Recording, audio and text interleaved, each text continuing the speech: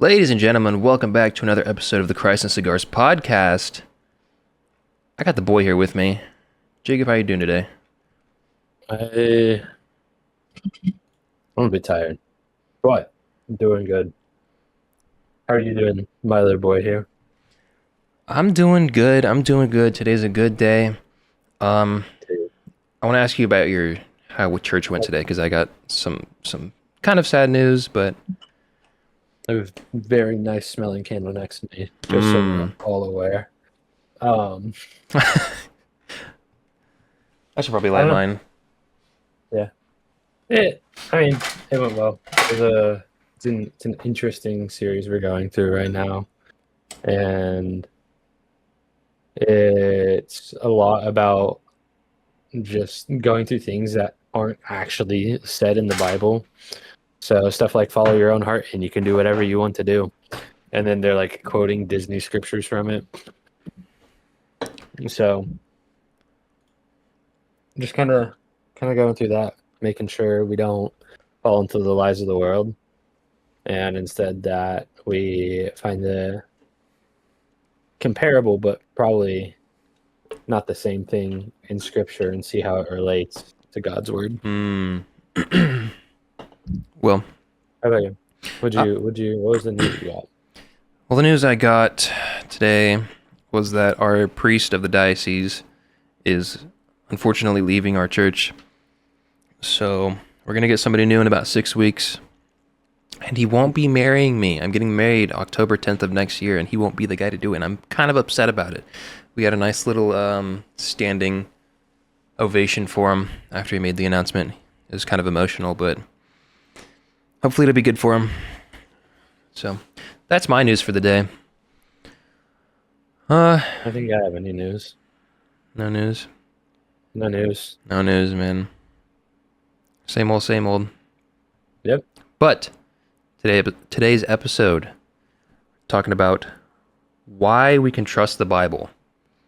I don't want to waste any more time. Let's just get into it. We're going to be talking about first the arguments for God's existence.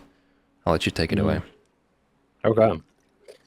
So I think the biggest one that people have gripes with is the scientific arguments for God's existence. And I think it's probably the most important to address in the modern day. It used to not be because people just weren't trying to sit here and disprove the existence of God by science and say, oh, this is impossible, and trying to fit God into a box so that they can control him. So I think it's really important to talk about how science actually backs up God's existence. This has actually been studied for a very long time, where, I mean, a lot of the great minds of the time, like Isaac Newton, Pascal, Thomas Aquinas, all of them wrote stuff about this, and all of them agreed to quite a high standard on this, on two really large points. One of them being the prime mover or motion, basically just stating that all bodies have to be put into motion at some point. They can either be potentially or actually moving, and something that is actually moving has to push something that is potentially moving to make it move. You can't have something that is potentially going to move push something that is potentially going to move. Otherwise, nothing's actually moving, so nothing happens. So you have to have something that's actually moving. And you can trace this all the way back. So we can say that today, I got up because my organs were moving. My organs were not moving until my mother put them into motion by giving birth to me. And my mother wasn't put in motion until her mother gave birth to them, all the way until you trace this back. And this cannot go on forever. So there has to be a start of what puts us into motion. And that thing that puts us into motion has to transcend time, and it has to be eternal. Yeah, you can't have an uncaused causer. You need to have an unmoved mover that pushes the set of dominoes down. I think this is one of the biggest reasons or cases for God's existence that converted me, because one of the questions that I had forever as an atheist was, okay, what came before the Big Bang? And nobody could ever answer that because, well, we don't know. You can't trace it back because it was before the existence of time. You need to have something outside of time and space, something eternal, to set everything in motion, to form something out of a formless void. Mm. And I think there's only one answer to Yeah. that. Could be Well, wrong, but I think I the don't think funny so. thing about that is I saw a video of Neil deGrasse Tyson um,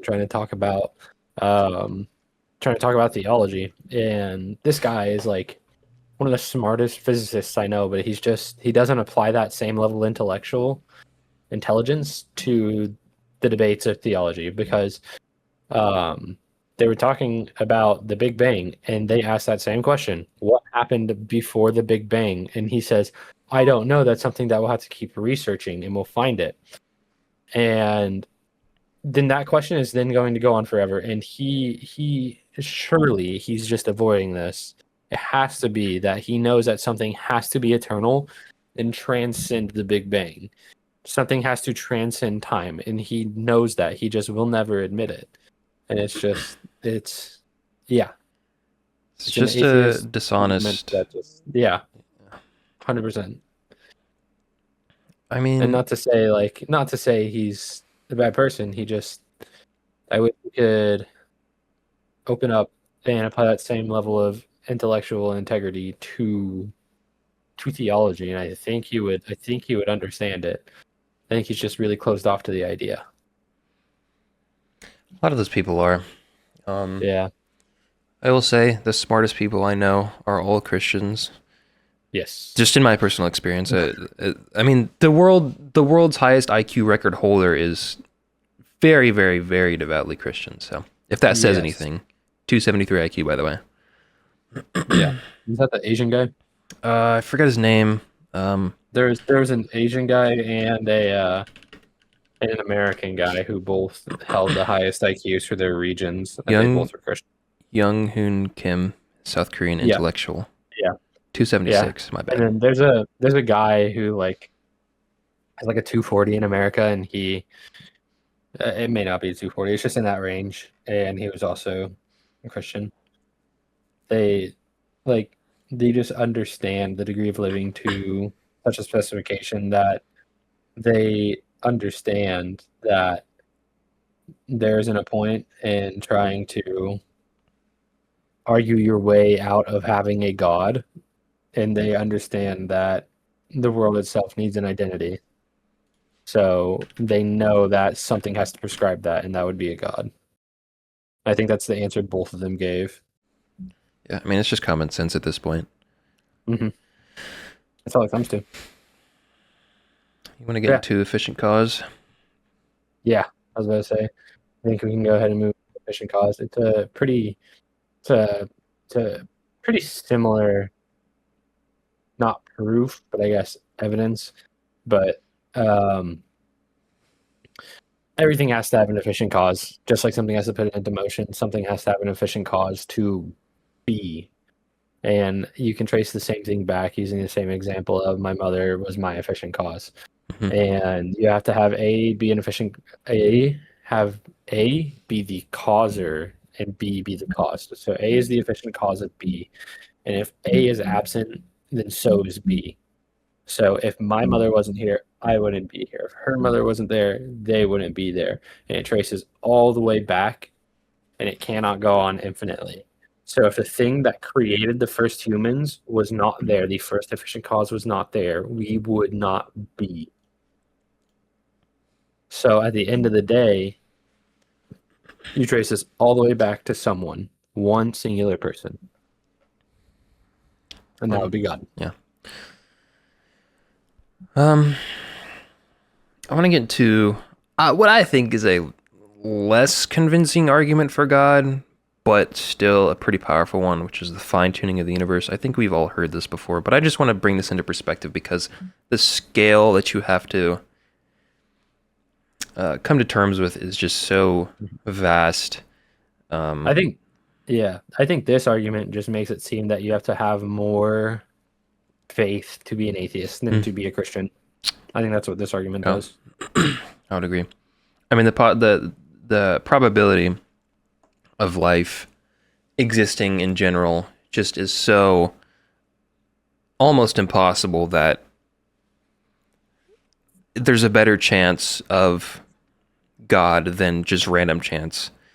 Which I Yes. kind of want to say this before I forget about it, but Cliff Kneckley made a really good point of life doesn't just come from non-life. Every instance of life that you see always comes from another life form, like you were saying, efficient cause. Yeah. Order doesn't necessarily arrive from chaos either. So you can have the Big Bang, which, by the way, was found by a Catholic priest, but we're not going to talk about that. Yeah. Not yet. We'll say that for another Not quite time. yet. But I was doing some research on this, and the possibility of life just existing in general is 1 in 10 to the 53rd power, which, Can I jump in there yeah, real quick? please jump in. I mean, that's just Yeah. nearly So impossible. so yeah, that calculation comes from the fact that the electromagnetic field of the Earth is so fine-tuned that if it was off by even zero point 0.1, life wouldn't exist. That's what that is. There are so many other fine-tunings of life that make it exponentially larger. And that number is pretty similar to the gravitational strength being in the Goldilocks zone of 1 in 10 to the 60th power. If That's my any favorite of one. yeah, if any of those decimals were off by even 1, the Yeah. universe would either expand too rapidly to hold life or collapse in on itself. Yes, it would be, yeah, it would be literally torn apart or collapse. If gravity was 10, how for some reason engineers like to assume it's 10. If it was 10, it would cave in on itself because it would be too strong. If it was like 9.7, it would be torn apart and we would become meteorites. I mean, I guess the best argument to refute that would be I forget what the name of the argument is called, but it's the one where you have the multi-universe theory where Like plausibility. they all our universe was caused by another universe collapsing in on itself, and then it expanded again, and that just keeps on happening. The life cycle of Yeah. universes is just Yeah, the infinite death and life. plausibility. Yeah, which I It it guess, but definitely like, I don't it find it that definitely convincing. beckons a idea of there are infinite multiverses, there are infinite universes, there are infinite planets out there. So at some point, you are eventually going to have a planet that does not collapse in on itself or go out on itself. Mhm. But also because it's infinite, there are actually multiple and infinite versions of you, your exact duplicates across the universe. And that's what that comes from. And it's definitely a theory. Definitely one of the theories of all time. Absolutely. One of the theories that can never be proven, might I add, because that would be outside of our own universe, and we can't see that, and we never will be able to see that, no matter how scientifically advanced we get. But Well, if we wait an infinite amount of years, then we maybe could see the start of oh, their universe. true. Exactly. Oh my goodness, they really have figured it out. You know, I find it interesting that we are not allowed to say we don't know, but the scientists and the atheists are, and it's somehow okay. Like they just roll Yeah. their eyes when we say I don't know, but then when they say I don't know, it's like a scientific consensus. I just think that's very interesting and very Yeah. obtuse. I think the funny part is that we even have a better reason to say I don't know because, well, should we be able to fully understand God? You can't. Should you fully be able to understand the mathematic equations that are on this universe? I think there's a big difference there. I think Mm, there's a very big difference there. One of true. them stays along the lines of the universe, and one of them creates the lines of the universe. One of them is infinitely complex. Yep.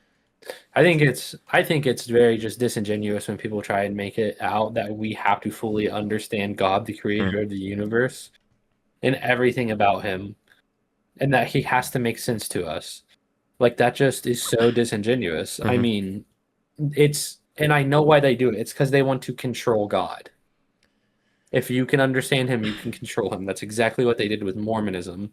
So what they did with Mormonism is they made it so that, oh, God was once human and then he became God. We can do the same thing. Therefore, they are controlling God. We can be like him and they can use it differently because they fully understand him. I think Mormonism But can be refuted by the fact that there would be no other revelations. Like the Bible I agree. disproves your religion, but Galatians 1:8. we're not gonna get into that. Yeah, Anyway, that'll be probably a different episode. maybe. Yeah, Well, I'll get my yeah. Mormon friend on here, see what he has to say. I can get my But ex-Mormon friend on here. ex-Mormon, Praise the interesting, Lord. very interesting. Praise God for that.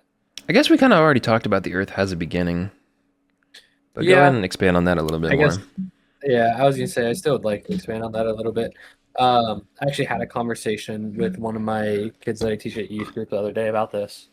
Because he was talking about how his atheist friend was wanting to just stick to atheism, and he was talking about how they wanted to scientifically be a debate and all this, and he just didn't know what to say. So I brought up this fact that um, scientifically, the Big Bang Theory was created by a Catholic priest to prove that there was a beginning to the universe. The biggest refutal of God not existing was that if the universe did not have a beginning and it was infinite, then there did not have to be a God. So then the Big Bang Theory was popularized, um, and the fact that it proved that there was, or at least described that there was a start and a beginning to the universe, that there had to be something outside of space time to put that into motion.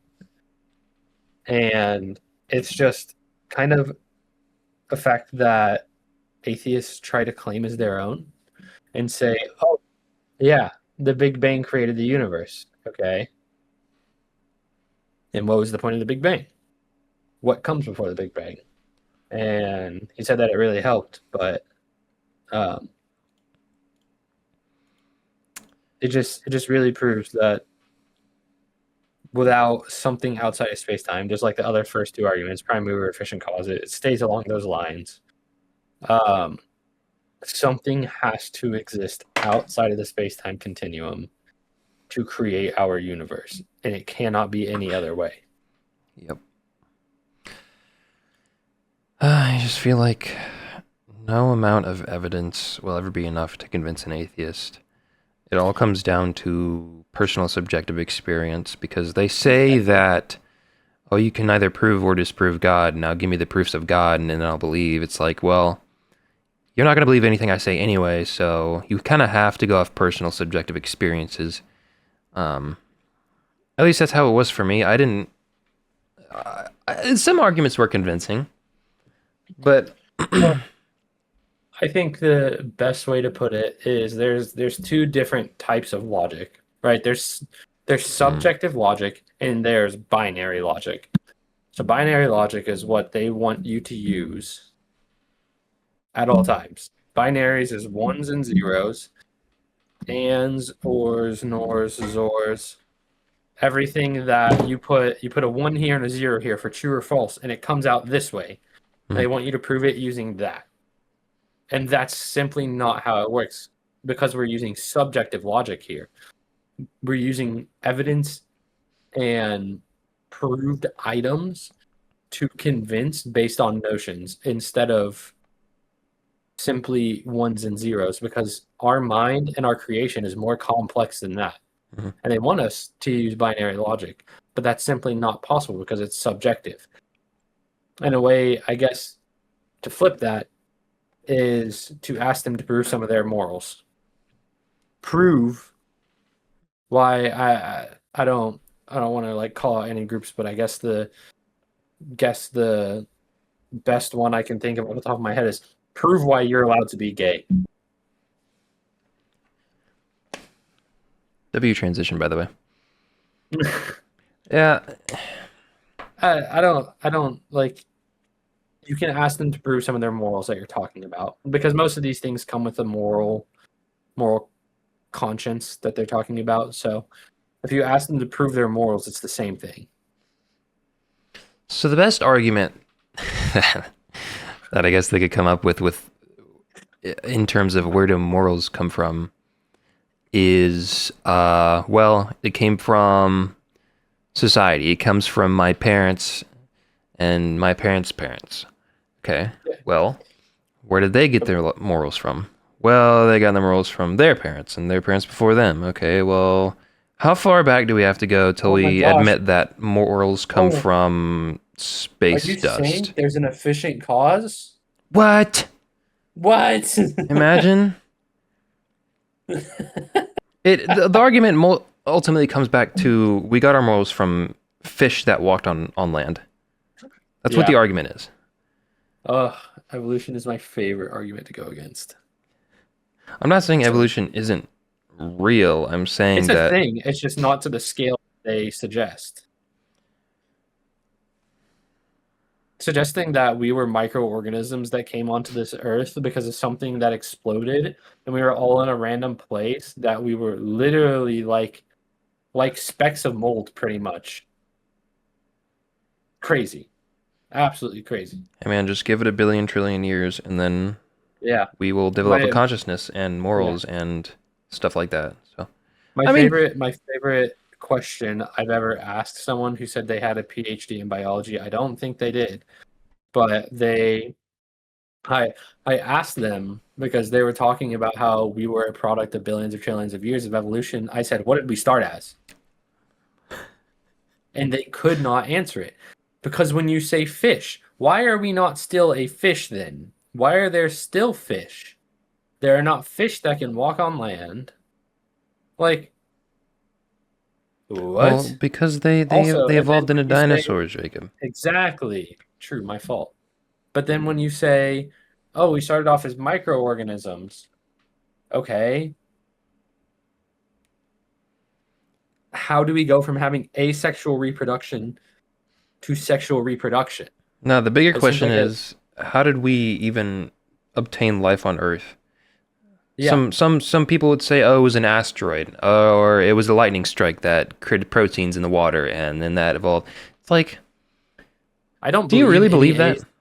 yeah, I don't believe any asexual organism has also gone to becoming a sexual organism was my main point.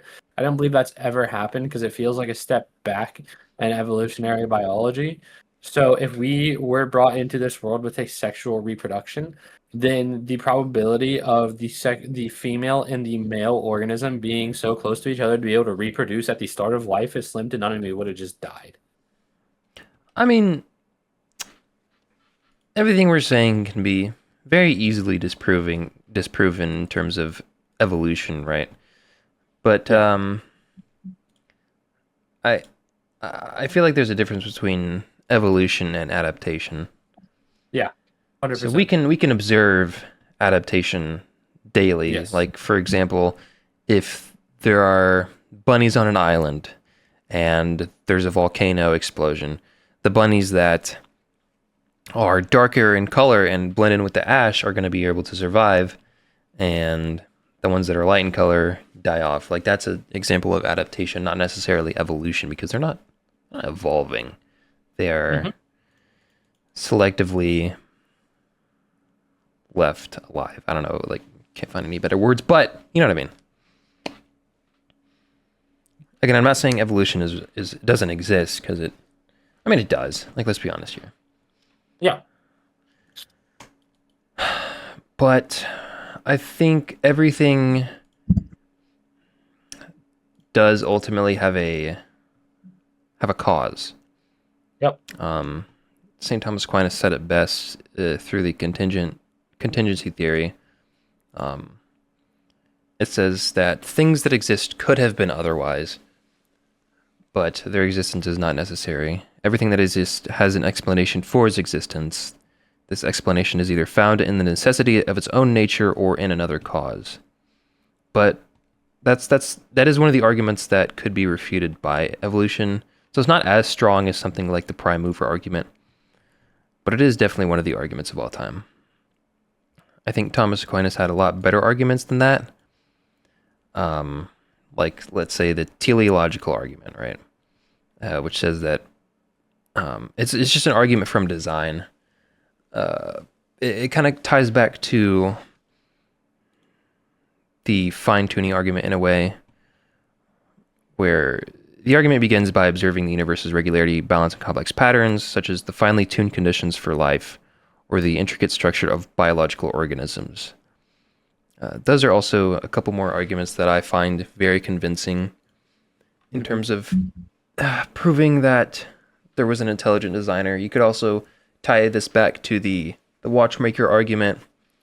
But again, like I said before, that a lot of these could just be symptoms of evolution, which is, I guess, a fair rebuttal to make against the arguments that I think were. I think though when you go to that, you can then say life does not come from non-life, and you can go to that argument whenever people say evolution. So I think there's a lot of back and forth on it, and there's so much overwhelming proof that there is something that has to put us in motion though, and it has to be eternal. That's what you have to stick to and accept as a fact. Yeah, I'm looking at the theory of abiogenesis right now, which states that the Okay. early Earth likely had an I'll give you some atmosphere. time to look at that real quick. Yeah, Get your go thoughts ahead. together on that because I have one thing, and it may not relate as much, but I think it's so funny. Whenever bringing up life versus non-life, Mhm. life does not come from non-life. My favorite argument that I've heard multiple times from people now is they bring up quantum physics or something of the sort, where they say they are able to extract the organic matter from something like a rock or floor or something, and then they are able to create life with it. And they believe that is a slam dunk in the face of life does not come from non-life. But if you just think about it for like a minute and you think, what did God do for humans? He created us from what? Dust. He created human life from dust. That is not life. But there is an intelligent creator that has life that created us. So very much like that, we are creating life from life. That rock has an intelligent designer behind it that is full of life to create life. It is still coming from life. That rock is not going to turn into life on its own. It has to have someone to move that for it. No, did that have much to do with what we were talking about? No, it did. No, Yes, I it was just did. giving you time. Because it did. Because you make a good point. That just goes all the way back to the prime mover argument. I don't think I don't. My theory, my own personal theory, I could just be totally wrong, but my theory is that God works in the non-physical. So like he doesn't physically have to, create Adam from the dust, but as the story goes, but it could be the case that when God said, "Let there be light," that's when the Big Bang started or happened or whatever. Could be the case that when God created Adam from dust, it was, whatever abiogenesis that you want to throw at it. It all ties back to what happened like before the Big Bang, basically. Kind of forgot my train of thought right there. But nothing can happen on its own. It all has to come from something, whether you believe in the lightning theory or the meteorite theory, whatever you want to believe in. Yeah. But you have to answer the ultimate question, which is what happened in the beginning. Yeah. I completely agree. There just has to be something that transcends us and this entire earth. I do want to shift courses a little bit because there are a lot of people out there who say that there are no what's the word, archaeological evidences for the Bible, which I think is completely false. That is crazy. The number one piece of evidence that I have come across is the Shroud of Turin. Now, I know a lot of people are going to say, oh, back in the 80s, they did a carbon dating study where they found that it was a medieval forgery dating back to the 12th century. But there is one thing that they cannot explain. Jacob, I don't know if you've done a lot of research into the Shroud. I've told you about it many, many times, but you can write off the blood being painted on with a pigment. I can also hear myself in your mic, but or you could say that it was a 3D sculpture and this excuse or that excuse. But the one thing that they can't explain is the negative image on the Shroud. There is only one way that image can be reproduced, and the amount of power that is required to produce that the image requires billions to trillions of watts of energy in a short burst of time. So it's like a nuclear explosion happened as the image was formed. Researchers suggest that the image was formed by an extremely brief burst of vacuum ultraviolet radiation. The burst would have lasted for an incredibly short period, probably less than a billionth of a second. I think we know what could have caused that burst. I have a theory. Okay. I have a theory that it could have been potentially a game theory. Could have been potentially Jesus rose from the dead.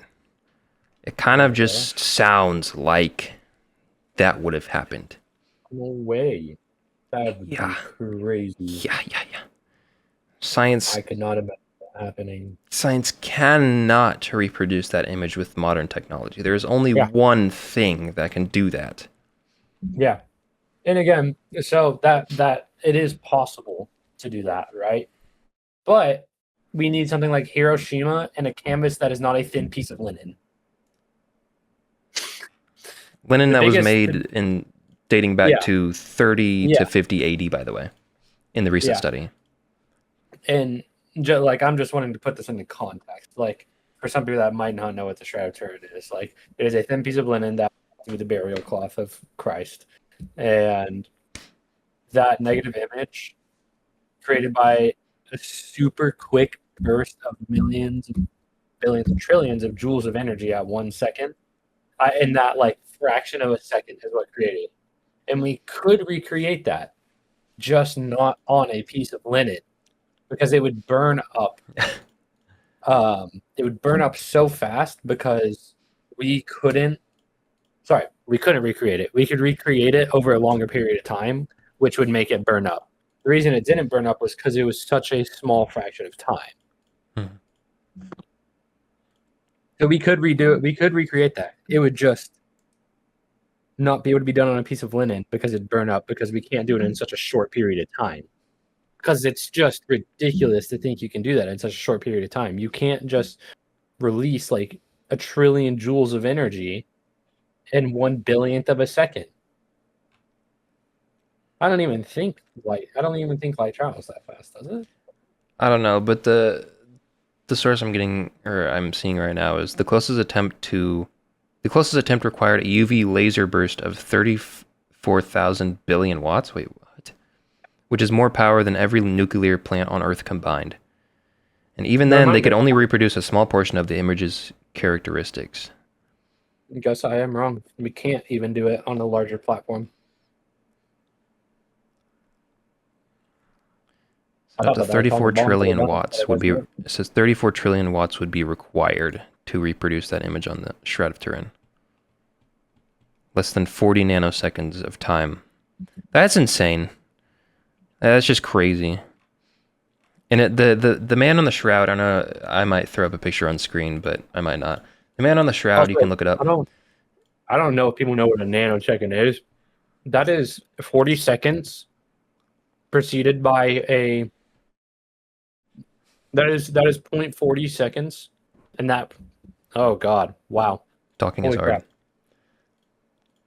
That is 40 divided by 1 trillion seconds. That's how small of a frame it is. What I was saying was that the man on the Shroud pretty much perfectly um, I don't want to say describes. That's not the right word. The biblical text perfectly describes Portrays. what the man on the shroud looks like. All the wounds are the same. You can physically see the nails in his wrists. You can physically see the wound in his side. The chances of this being anyone other than Jesus is probably, I can't remember what the number was. I remember hearing about this, but it was in the 1 to the trillions, man. It was a ridiculously small amount. I mean, you can even see the blood on his forehead from the crown of thorns. Mm-hmm. And the You shroud should throw could, it up. I just want to say the shroud could be a fake. Probably not, but it could be a fake. We we should be really careful about what we say about it. Yeah. Even if the shroud is wrong, that doesn't disprove Christianity. Yeah. And even if it is real, it doesn't necessarily. Yeah. We have nothing to lose and everything to gain by looking into that. Yeah. You should throw an image of it up real quick. I'll put Or it up video. and post, but I want to say that some of the blood samples that they took on the shroud were the rarest blood type in the world, which is AB blood type. That same blood type is the type that has been found in the Eucharistic miracles. What are the Eucharistic miracles? Eucharistic miracles, I remember us talking about this, but it's where, for those who don't know what the Eucharist is the body of Christ. It's the little cracker that you see at church that's round in shape. And, well, I guess it's a cracker. It's bread. It's bread. But it's the thing that at the very end of Mass we go and consume it along with the wine or the blood of Christ. Now, there have been multiple. Let's look up how many have been documented. Over 150 Eucharistic miracles documented and approved by the Catholic Church. Now, the blood type that is always in these Eucharistic miracles is always AB. It's always AB, which is the same blood type that they found on the Shroud of Turin. I find that very, very interesting. Do you know if there's been one at your church? At your church? Probably not. Just curious. I mean, you could look up images of Eucharistic miracles as well. How much blood is normally in them? Is it just like a small? Just a little bit. I mean, you can see the pictures right here. To pull up. Yeah. Hmm. I'll throw up a couple images on screen here. And I mean, those could be fake too, potentially. But nothing is outside of God's control. I feel like there'd be a reason Yeah, I think to do that. honestly, one of the large things is I don't think God would allow a lot of this to happen. Me personally, What do you mean by that? I don't. So this may or may not be correct. I would not like take this as some sort of like fact, but I don't think it would be within God's character, especially of the Old Testament. To this kind of brings back to my argument of why I don't think Jewish culture is correct either, right? It wasn't within God's Old Testament character to allow someone like Jesus Christ to live if Jesus Christ was not truly the Son of God. I also don't think it's within God's character to allow people or to not fight back people falsely putting baby blood inside of Eucharists, allowing people to falsify these miracles. Mm-hmm. That's a good point. I just don't see. I don't. From reading about him and everything, it does not seem within his character. Now, that does not mean I am speaking about Christ firsthand because I don't know the guy. I wish I did, but I don't know the guy. Well, we do know God. Yeah, But not all of God. I don't. Yeah, I haven't. I didn't travel with him when he got crucified and stuff like that. So, just from what I read, I mean, it does not seem within his character to allow people to do that. I would. I mean, he's definitely shown his wrath at multiple events. If people were doing that, surely there would have been people dead from it. I mean, I that's mean, like the first throwing, commandment, is it not? yeah, You shall have no other gods before me. yeah. I don't I feel mean, like you would let that happen. Let that slide, you know? yeah. I mean, literally, yeah. And even in the current day, though Christ is a God of peace, and he has been, um, his portrayal is more of a loving side and everything, he still does have rightful judgment. He still has been striking down churches and people for preaching false gospels. Like, I don't mean to get controversial in this episode, but I mean there's been times where gay preachers started going into gay preaching, and then he literally shuts the lights out of the church, strikes it with lightning. He set the church in Paris on fire. Sorry, not the church in Paris on fire. Wow, there was a church set on fire for preaching, preaching homosexual ideology. And then at the Olympics, all the lights got struck out by power outage, except for the church when they were defiling God, not defiling God, but blaspheming God with that First Supper portrayal at the Olympics. Mm, Just stuff like that. yeah. I mean, there's a Um, lot. There's a lot that's been happening for it. And I don't think he would sit there and allow people to do that, especially such an item of holiness. I mean, literally, people died. Priests would die during just by seeing God's holiness in the tabernacle. I mean, if they tried to defile and corrupt such a holy artifact within the Catholic Church, I'm sure something would be done.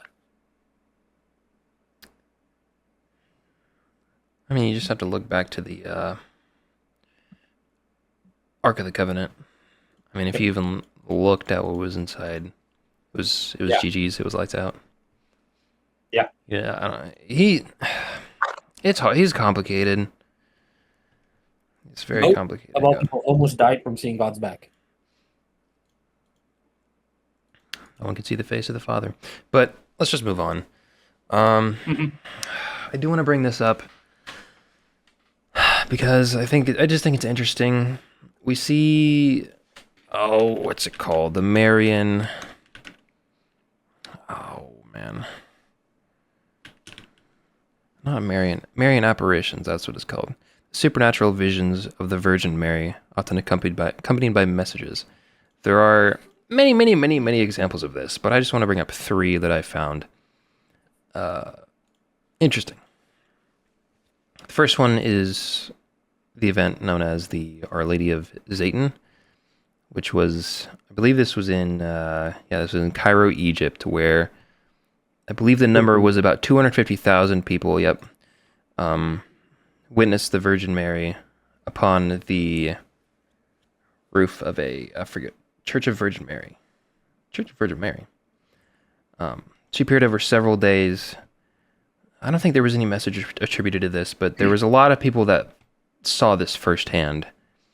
And I don't know if there are any like confirmed pictures of it, but this is one of the most. I think it was the second most viewed or witnessed event.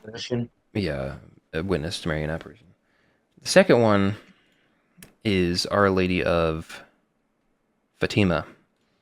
If you don't know the story of Our Lady of Fatima, there were three kids. I'm just going to summarize this. There were three kids that would get divine messages from Our Lady.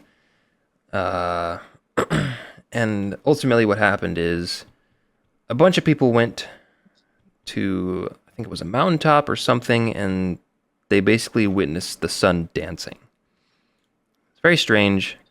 But there were, I don't even know how many people there, but a lot of them were converted to Christianity after it because many journalists went there to try to disprove what was happening, and they came out Christian from what happened there.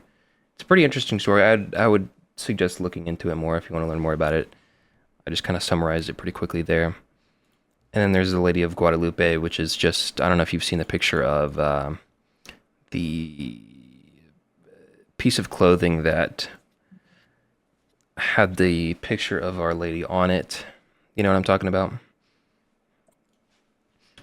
No, I'm not sure. Um, Basically, Mary appeared to Juan Diego on 4 occasions, requesting that a shrine be built on Tepeyac Hill. I think that's how you pronounce it. Tepeyac Hill. The bishop asked for proof, so Mary instructed Juan to gather Castilian roses, which miraculously bloomed in the winter and appeared on his tilma. That's what it was, a tilma. And you can actually still see the tilma today. Like, you can go and see it. It was basically painted on by the flowers. And there are many other instances of this happening too. Like in Japan, there was the statue of Mary that was weeping, literal tears coming out from it. I could just talk about this forever, but I do want to move on because we are 45 minutes into this and we're only about halfway done. So I just want to gloss over. Too much to talk about, man. There's going to be a long one, but I do want to talk about the less. We can get into that during the archaeological discoveries if you want, because I have an archaeological discovery section, so we can send that together. Let's do that then. All right, let's move those down because we'll talk about that later. But I'll move them. You keep talking. Go. Rapid fire. Rapid fire. What? What are you talking about? Okay. Just keep talking. I'm talking. Your voice. I'm talking so loud right now. Ooh, yes. Let's move on to the credibility of Jesus' claim, shall we?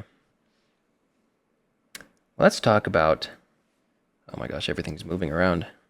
Oh my gosh. Let's talk about the deaths of the martyrs and apostles. This one's a very banger topic. Ooh, yes. So, I want to ask you a question, Jacob. Yeah, all right. Let's say... Yes. Let's say you have a pencil. Okay, I have one in my hand. You have a pencil. Actually, it's a pen. You have a pen in your hand. Yes. Do you believe that you're holding that pen in your hand? Yes. If I come and say I'm going to kill you unless you...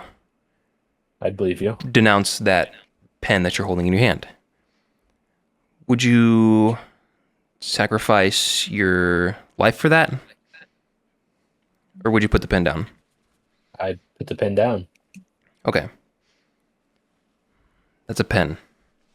Let's talk about knowing somebody.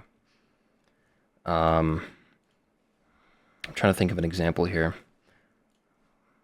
It's going to take too long. Anyway, what I'm trying to get at... If someone told me to denounce you, I would die. I'd rather die than denounce you. Okay. So... And Christ says that... This is one of my favorites. I need to actually memorize the verse. But Christ says that you should hate your mother and father. And that is a verse that is commonly taken out of context. So he says that you should hate your mother and father in the context of your love for him. Your love for him should be so much that your love for your mother and father should look like hate.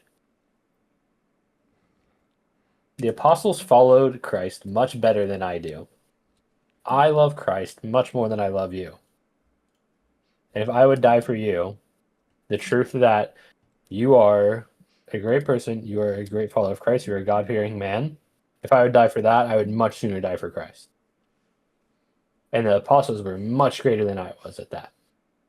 What I was trying to get at was, would you die for a lie?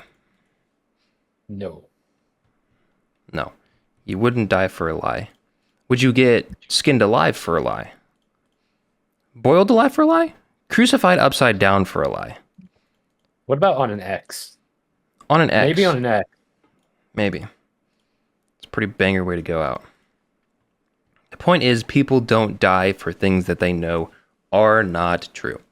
And even so, let's say like uh, you are an accomplice to a bank robbery with me. Okay, let's say that they're threatening you with 2 years in prison unless you snitch on me. Okay, uh, you could take the fall for me.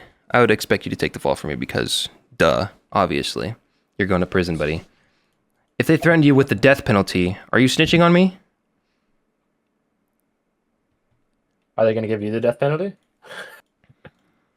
Let's say I don't know, just whatever you want. Are you going to take the death penalty for not snitching on me? I mean, if they're saying we'll both get 30 years, then That's I'd not what snitch the on you. question is. That's not what the question is. Would I not die if I snitched on you? Correct. Then yes. Yes, you would snitch on me. Yes. Yes. Yes. The apostles didn't snitch, or I don't want to say snitch. They didn't drop their They claims didn't about back down. Jesus. They didn't back down. Even in the face of death, like I said, people don't die for what they know to be a lie. People don't even go to prison for what they know to be a lie. If they can get out of it. Yeah. That's true. Much less be skinned alive about it. I think we can trust what the apostles say. Or pushed off of a cliff onto their head and then stoned and kicked to death. I wouldn't want that to happen. I honestly If I could think say that you never existed in exchange for me not being boiled alive, I'm not saying you existed. I'm saying you never existed. most people Simply wouldn't put. even yeah. Most people wouldn't even most people would lie about the truth then be stoned or killed. More or less actually die for it. All that we're trying to say here is that Jesus had to have some sort of credibility to his claims in order for them to die horrible deaths over it. They didn't have to do that, but they did it. I think that's pretty notable. Agreed. Because Jesus was he was a dude. Okay, did the apostles really fully believe that he was God until his resurrection? Or am I just getting that completely wrong? I don't believe they did. The first person to call him God was Thomas when to him. The first person to actually verbalize it. I guess the atheistic argument or the secular argument that I can make was that Jesus, let's say he wasn't God and was just a guy. Yeah, The spread of Christianity is absolutely ridiculous considering he was a carpenter and a guy that talked. Mm-hmm. Yeah. The talking carpenter. The talking carpenter garnered a following of 2.9 billion people 2,000 years after he died from saying words. And again, let's go back to that Jewish argument of we're thinking about the God of the Old Testament, right? That would not be allowed by the God of the Old Testament. It's the first commandment, man. Exactly. What are you doing with your mic? Oh, nothing. I'm getting what I thought. ADHD'd out and I'm playing with the roll of tape. people will die today over God, over Jesus. Yeah. They will not. Is the right word denounce? Yeah. And they weren't even there. I would die for him. I would be martyred for him. I think that has something to be said. And someone just recently did get martyred for him. True. People are being killed every day. Yeah. Yeah. Especially in Muslim countries, man. Super cool. All right. I'm going to let you yap for a minute about point C. I'm going to go to the bathroom real quick. I'll be right back. Go ahead. Go ahead and yap. Okay. Yeah. I don't like that. That's not nice to me. It's super nice to you. Okay. Our next thing that just kind of shows the credibility of Jesus is that he was highly respected in every religion, as either not every, a lot of religions. I mean, there's stuff like Chaldai that's just like, oh, enlightenment due to nature, blah blah blah. He's highly respected in a lot of religions as prophet, God, something, right? And the reason that this kind of to shows a credibility to him is there has not been another person on the face of this earth that has been included as a prominent figure in so many religions. And if he were not so prominent and important, why is he respected in all these religions? Why are there multiple that base things around him? And why is he of such respect in all of them? Right? So a few examples I have is obviously the first one is Christianity. Literally based around him. That's the first one. Second one is I actually recently have been studying Hinduism because I'm actually in a class that studies it. And in our readings the other day, I was kind of looking at this. I was like, what the heck? And then Andrew put this as a point on here, and I was like, hey, perfect place to put this. So Hinduism considers Christ as a god. You can follow him, but they are considered as fanatics or degenerates. Because whenever you follow Christ, you're still a Hindu, according to them. But I mean, you can correct me if I'm wrong on this, but they're considered fanatics or degenerates because they stick to their view, and it is considered egotistical to follow Christ, because you denounce and deny any other worldview, which kind of doesn't make sense to me. Why they accept God and then do that, but they accept Christ as a God you can follow. They just say, hey, you can't deny other world perspectives because of it. And in my opinion, seeing that, it feels as if Christ was so prominent and enlightened that they had to accept him as a god on face value alone. Because very obviously, Christ says Hinduism is not the path. That he is the way, the truth, and the life. You can't worship people like Brahman, Vishnu,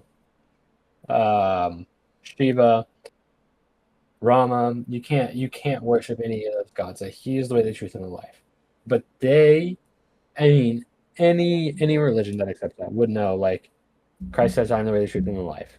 They accepted it at face value, though, because he was so prominent. And you can't denounce someone so prominent. Secondly, there's obviously Islam. Right? Actually, I'm gonna get into that thirdly. There's a lot on that. Secondly, I've been doing a lot of reading into Buddhism as well, because that's our next subject in this class. And I wanted to look into what was said about Christ through Buddhism, and there isn't too much, but there is a book by the 14th Dalai Lama called The Good Heart, and I'm currently reading through that, try and find more. But the main consensus in what's being told by Dalai Lama is he got confronted with the idea of God, got confronted with the idea of Jesus. And there was not a way for him to denounce Christ. He did not accept that he was God in human form, but what he accepted was that Buddhists will say he is a highly enlightened master and spiritual teacher. That's the main consensus of it. Dalai Lama agreed with a lot of his teachings and said that he was. I don't have a direct quote from this, is what I'm trying to find for later. But the main consensus was that Dalai Lama agreed with a lot of his teachings and that he was a great teacher. And so a lot of Buddhists claim he was a good, highly enlightened master and a spiritual teacher. So now we go to Islam, where Jesus is a very controversial figure in this, that there is so much about Christ in the Quran and in the Hadiths that it's actually kind of crazy. Like, it's quite ridiculous to have so much of your book be created by a prophet who who all of his Hold on. teachings were apparently corrupted? Because Islam believes that the Injil, which is the New Testament, was corrupted. So, yeah, there's a lot about him in it, and they actually highly revere him. And at the end of the day, they actually kind of back them into the idea of him being God. There's a lot to it, and I'm not going to dive too far into it because there is a lot, and that's a whole probably debate and discussion for later. But the one thing I will bring up is that they revere him so high that Jesus is the only man that Satan did not touch according to the Quran. And this is in the Hadith Sahih al-Bukhari, where it says, when any human being born, when any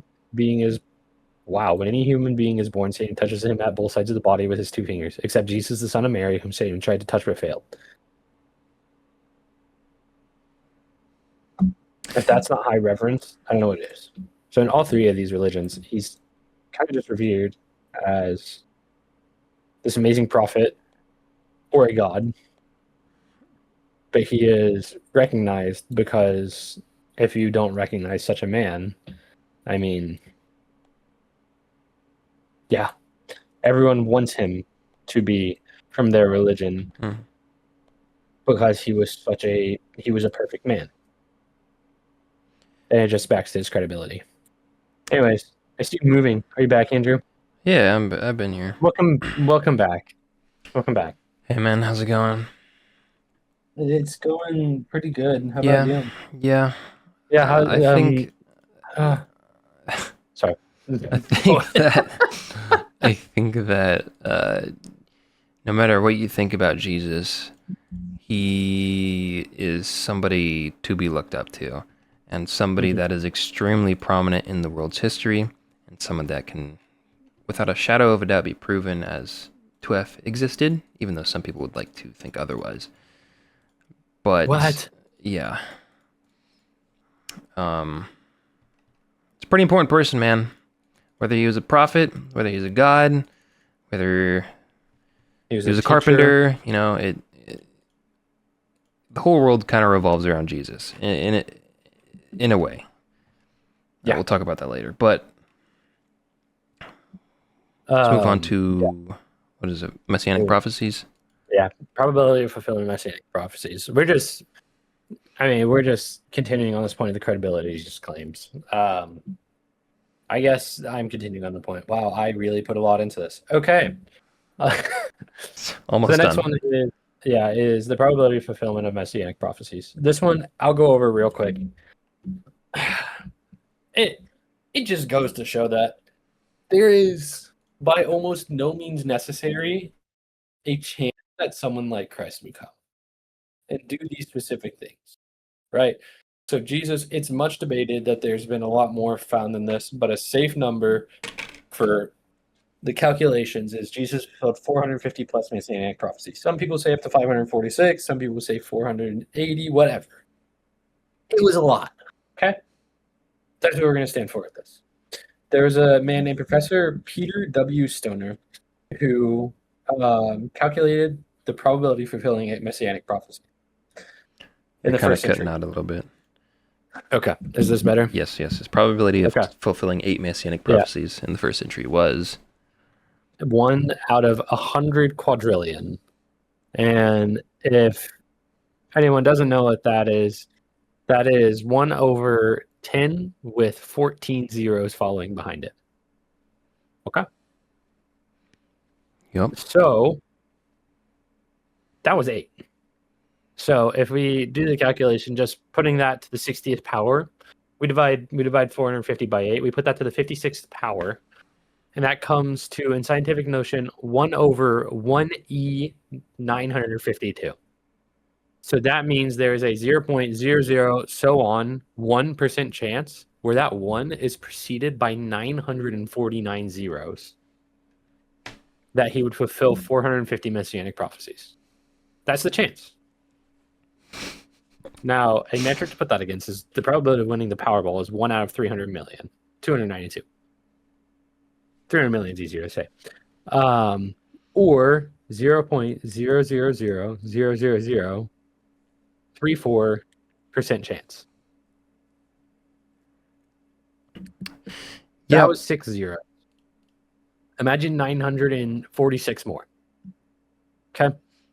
And another kind of visualization for this is I didn't find out who did this, but I mean, it was something I saw and heard once, and it seems pretty accurate once I ran these numbers.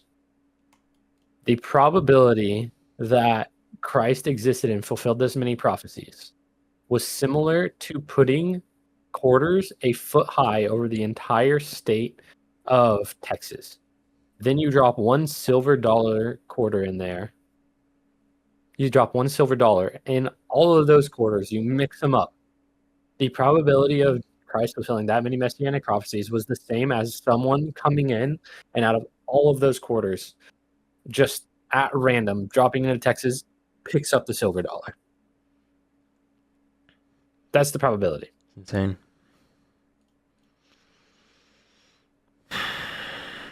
Yeah. I don't know. The number's hard to see, isn't it? It's hard to visualize just how small of a chance that is.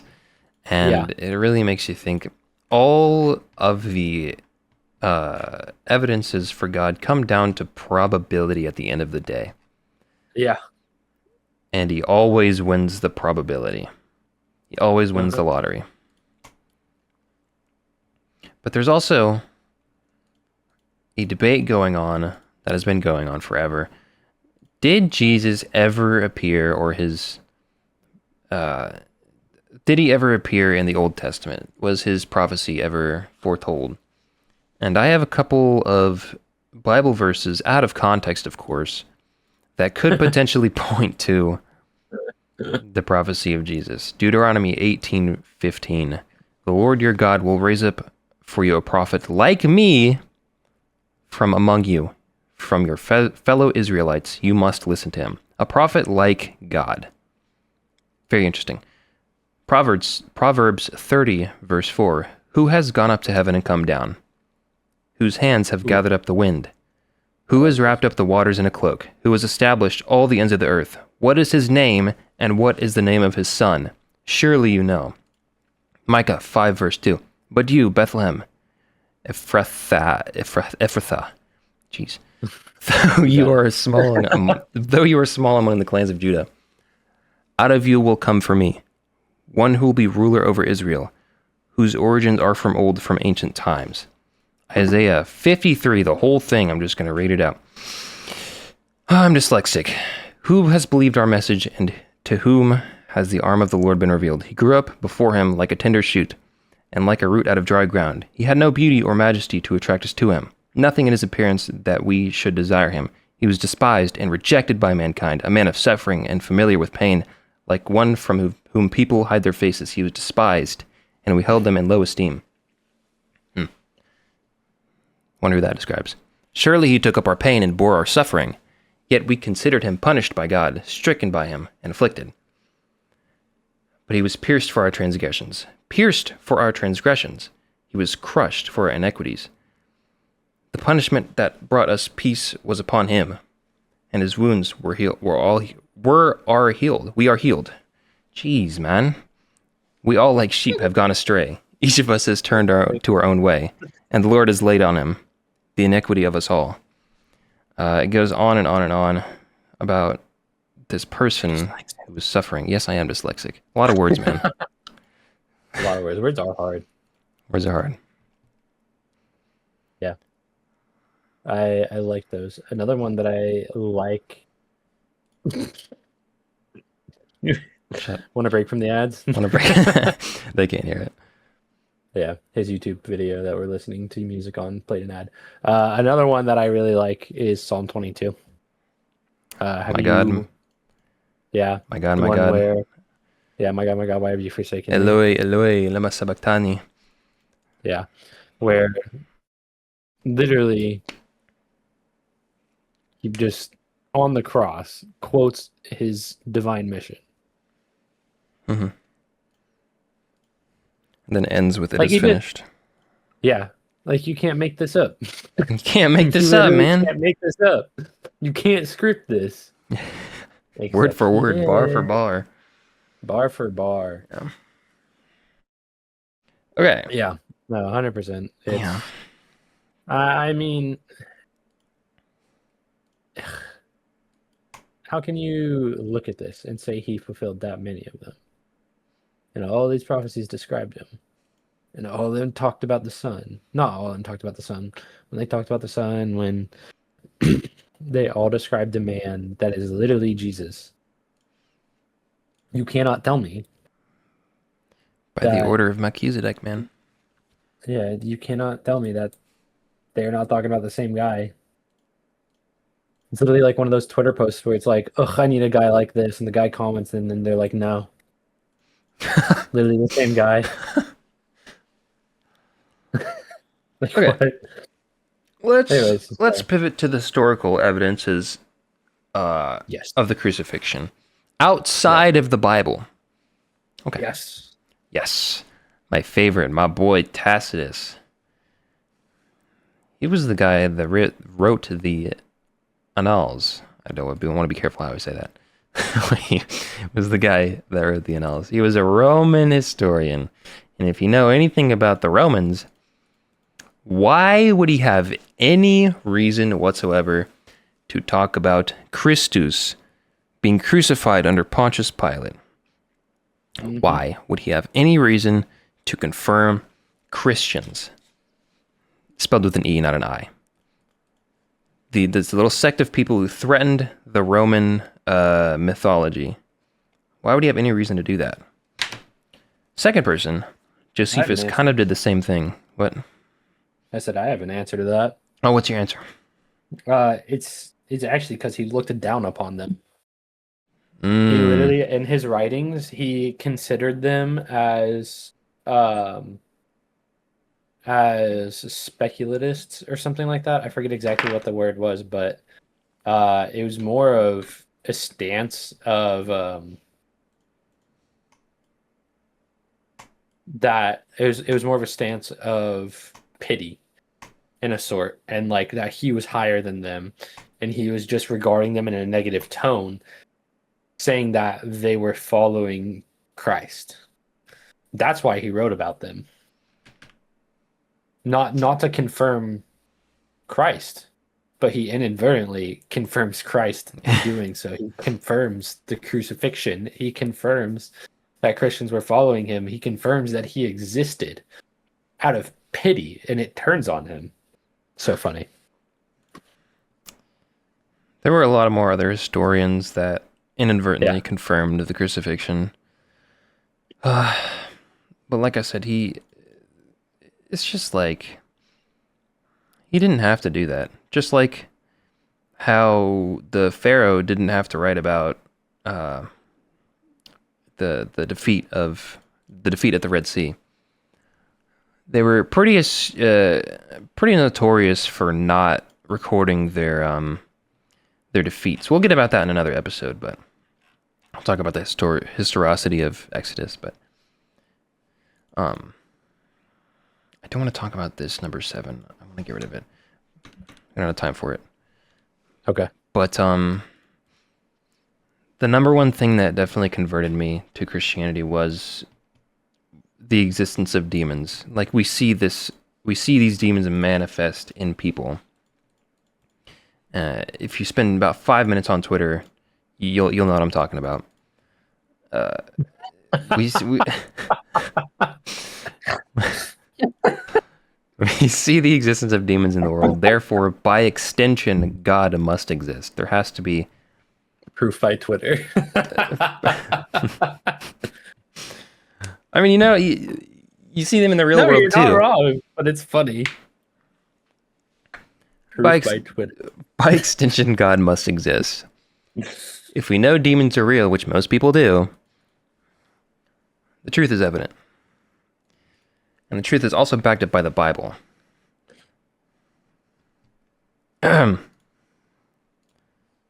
W transition? Question mark? Oh, I was just thinking, along the lines of other religions. I was like kind of thinking of demons in other religions. And I think the one refutal you can have is, what if it's demons from other religions? Well, the demons from other religions are people like Ravana from Hinduism that has 11 heads and was human at the same time, though, but he was somehow a demon. Stuff like that. Like, I mean, they take on different shapes and forms, and like they're revered with godly actions and they're greater. But the ones that truly affect the people of the earth are the demons from the Bible. Sorry, that was a thought that was going on in my head, and I was trying to think of what to say. But yes, W transition. Truth backed up from the Bible. Hold on, before you get into that, Yeah. please let me talk about the demons that we see in the world. Yeah. Who was the god that it was the mind, probably. I think it was Balal? Baal. Baal? Baal. Ancient goat? star of- Or the cow. It was whoever was. They were Child sacrifice. child sacrifice. Baal. These demons don't go away. They just rename They just themselves or reappear in different forms, such as Yep. Planned Parenthood, sacrifice of babies. You see the demons in institutions and organizations and in government. You don't even have to look at individual people. You know that evil exists in the world. By extension, a good must counter that evil. Anyways, continue. 1 second. You have a good tangent here.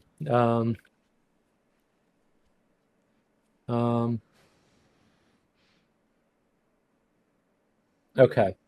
So there was Baal and Asherah. Okay. Asherah was the goddess of fertility and love.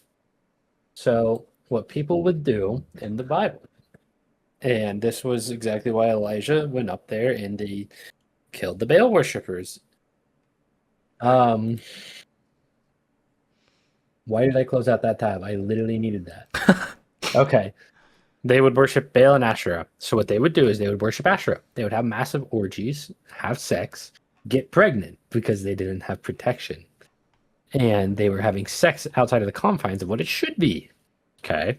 They'd have sex, get pregnant. But for their own life, for their own benefit, they would say, but I don't want the child. So they would sacrifice the children to Baal.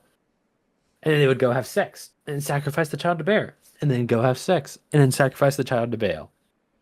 And in this infinite cycle of, I can do whatever I want, God doesn't define me, and then I get to commit evil acts, so on and so forth. Oh my gosh, it's almost like do what you want, the world influencing you to have as much sex as you want unprotected, and then you can just go get an abortion. Ooh. Wow. The whole pro-choice argument is just a direct contradiction to what Jesus taught. They say, my body, my choice. Whereas Jesus said, here's my body, I give it to you. Do this in remembrance of me. Yeah. Because they know, or the demons know, that killing the babies wounds the heart of the Father. There was some guy that said this a lot better than me. I'm just kind of paraphrasing. Yeah, you've seen it. You've seen it, but it proves the existence of demons. Whether or not, whatever you think about that controversial social thing, the point still stands. Sure. Okay. Well, our last point then, I think, is just truth backed up from the Bible.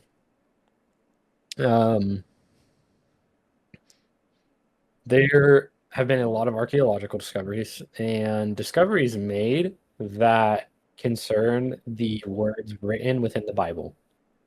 And this was something I thought of like 30 minutes before starting, and I couldn't think of many others. So we kind of moved the archaeological and historical stuff into here from the Exodus. And I also put this in here. So it's stuff like this. In Genesis 2:7, Moses writes, "Then the Lord God formed the man of dust from the ground and breathed into his nostrils the breath of life, and the man became a living creature." This was historically very critiqued because people laughed at it and said, "There's no way you can make life from dust." This is another thing that I love about, like, this is another part of the quantum physics argument of law of life, non-life. Anyways, back to the point. This was highly critiqued.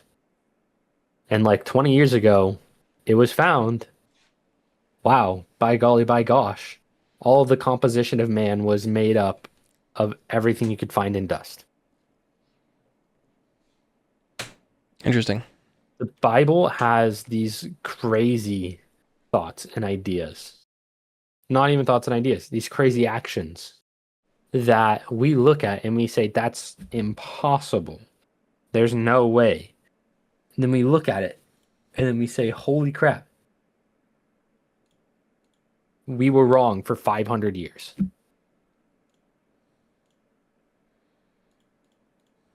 Yeah. There's multiple of these. People critiquing the Exodus. I mean, there's what?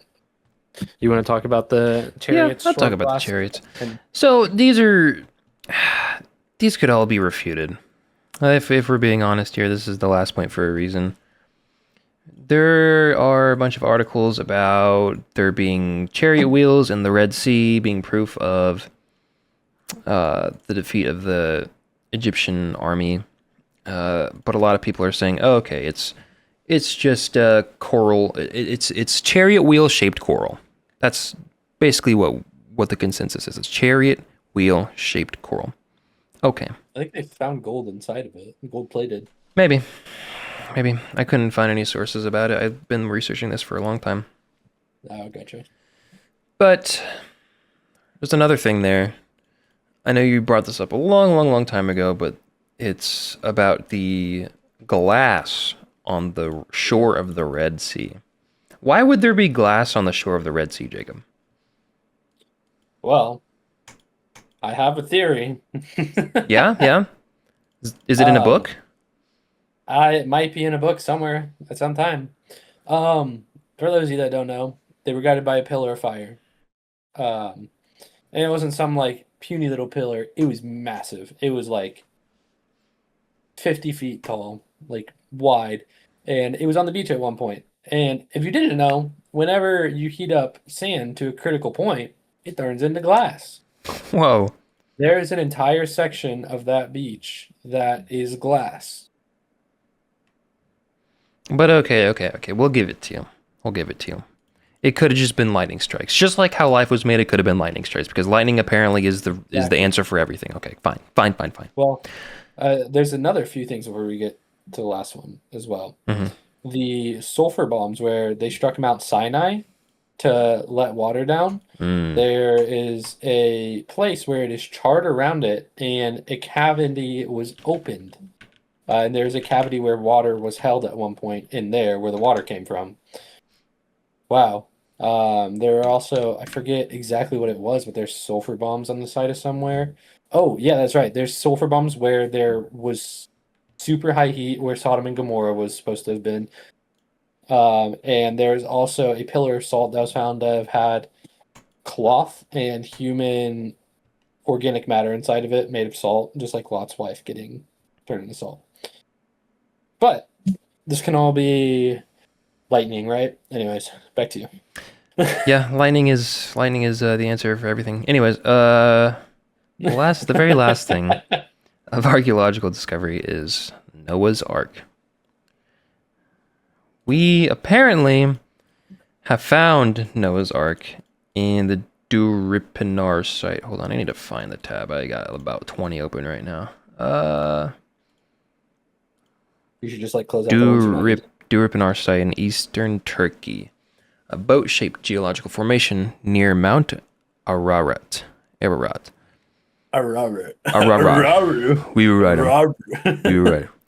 Okay.